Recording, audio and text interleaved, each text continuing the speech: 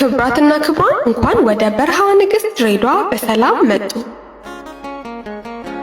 የፍቅር ከተማ የሆነችው ድሬዳዋ እንደ አውሮፓውያን አቆጣጠር በ1902 በምስራቁ የኢትዮጵያ ክፍል ተመሰረተች።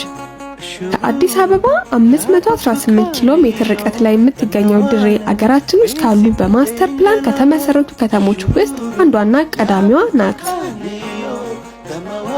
ለምስረቷ መነሻ የሆነው የአዲስ ጅቡቲ የባቡር ሐዲድ ዝርጋታ እንደሆነ ይታወቃል።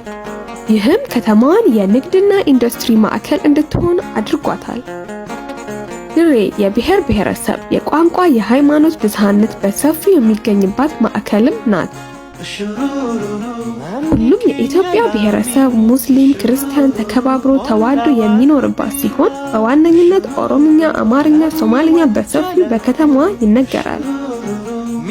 የአየር ንብረቷ ሞቃታማ ሲሆን በምሽት ግን ነፋሻማና ደስ የሚል አየር ንብረት አላት።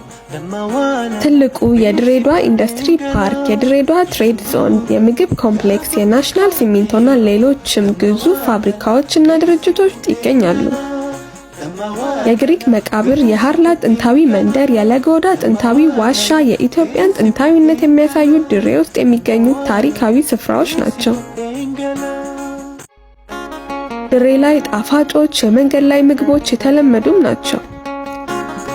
የፍቅር ከተማ የሆነችው ድሬ እጅግ ሰላማዊና ለመኖር ምቹ ከተማ ናት። መታችሁ ጎብኟት።